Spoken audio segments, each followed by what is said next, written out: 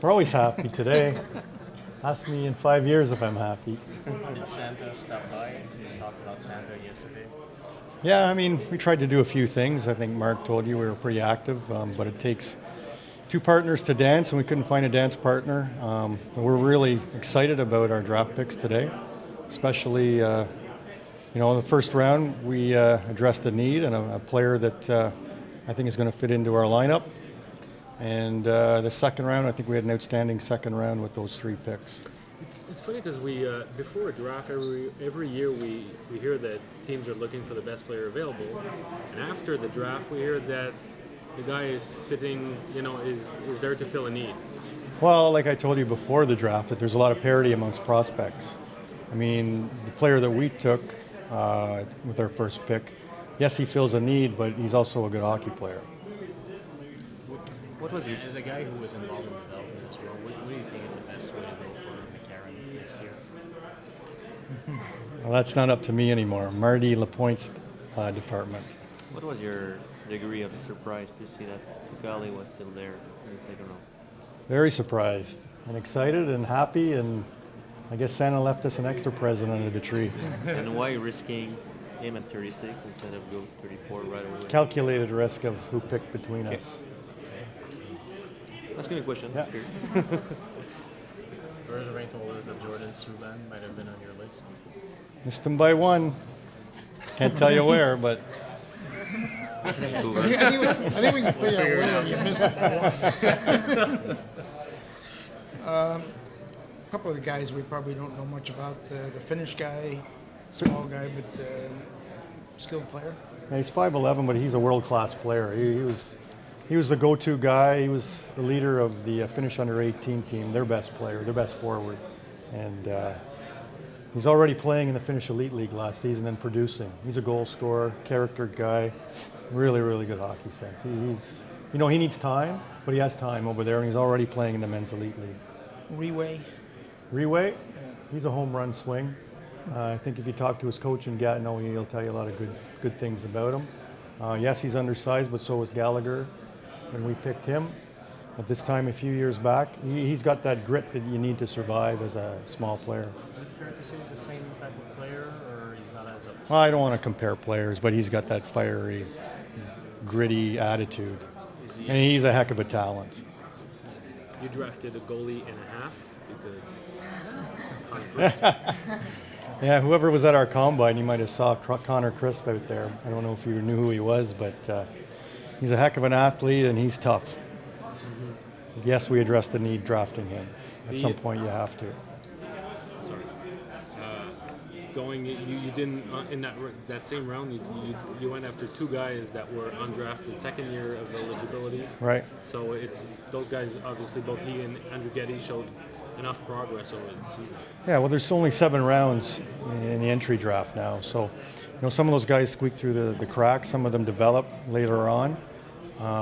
In the case of Crisp, he missed almost a complete year with an injury, but we like what we saw last year, and he was out there to protect McDavid, and if you take a look, he scored quite a few goals too.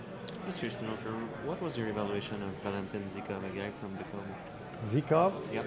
I know he's a heck of a person, and he's a heck of a goal scorer. I mean, he comes up in the summer to spend a week with my friend and skate in my hometown, so I know quite a bit about him. And he's going to have a good NHL career. The trading the 7th pick at the end, did you guys just think the well was empty at that point, or? Well, there was nobody that the scouts were standing up for, and we're taking a calculated risk that next year we'll have somebody, and that pick may be higher than where it was right now. It's pretty low in the 7th there today. Gregoire? Yeah. Loved the way he competed in the playoffs, and he produced in the playoffs. He stepped up. He was a leader. He's got that eye of the tiger, and he's got the will to find a way. C'est ça? You already had Mark. Yeah, but about De La Rose. De La Rose. Yeah, because he's meant to be. You guys are going to like this leader, guy. Yeah. Oh, he certainly is. Yeah, he brings it every shift of every game. He's a leader. He's the leader of that team, and not sure where he's going to play next year. We'll find out, but. He's already played with men for 2 seasons. in Lexington. Isn't he under You expect contract all with of- Lexington? Yeah. he There's is. a possibility. There's a possibility that a junior team may draft him, and I'm not sure the logistics, what'll happen there. That's with the CHL teams. Do you expect all of those guys to be at development camp next week? I haven't spoke with Marty, who's upstairs in the suite, speaking to the players, but I think the only problem might be with our Finnish player, Laakkonen. Yeah, he has a mild injury on his hand. Sorry if this has already been asked, but do you have any thoughts on McCarron going to either? No, I don't want to comment on that. That'll be internally. I mean, it's up to the player to make that decision. Do you have Both programs would benefit him. even though you can't say you have an opinion one way or the other? No, I don't want to voice my opinion. You talked about Crisp's injury. What was the injury? Is there anything lingering? No, he's fine moving forward. He was at our combine. He was at the top of almost every fitness test. You mentioned yesterday that Hockey Sense was at the top of your criteria. Where does McCarron stand in that regard? Hockey sense is fine. It's not an issue. Was the skating an issue though?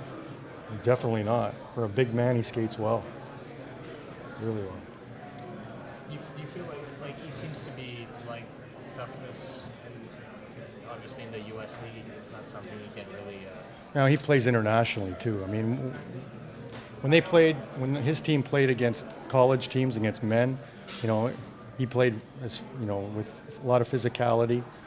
When he plays in Europe, obviously he can't play with as much physicality, or a big man like that finds himself in the penalty box all the time. You feel like He's a guy that his development has risen, and we see it continuing to rise. you feel like the OHL might be better suited for the type of play that. Good, nice try. Talk to Mark Hunter about that. That's who owns his rights. He compared himself in terms of style of play to Milan Lucic. When Lucic was drafted, his offensive skills or his offensive stats were not all that amazing. So, is it too big of a stretch to think that you might have drafted a potential Milan Lucic? Well, we shouldn't compare players, but he's in that mold. He's a pretty good skater for his size. I mean, I would compare him, his development path moving forward, that's similar to Jared Tenorti. He's a big man. He skates well for a big man. Tons of character, and he's got a lot of good years ahead of him. On your list, was he way over 25 or? No need to go over there.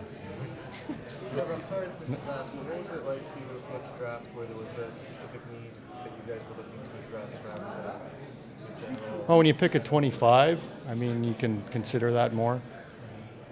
When you pick at 3, I think we picked a need last year in Galchenyuk, but But I mean, does it change the way that your approach in preparation for the draft, knowing that you have one specific area that you want to address? well, it's part of the process that we go through when we make our list. That's in the back of our heads too. That's part of the process. Two guys, the two older guys that you drafted, is there any part of it in wanting to have a guy that's guys that are closer to be in the system actually and not? I don't think that was part of the thinking process. They're good players, they're talented players. If you want to find out more about Andrew Ghetto, talk to Andre Turingi. I'm sure he'll give you a lot of good feedback.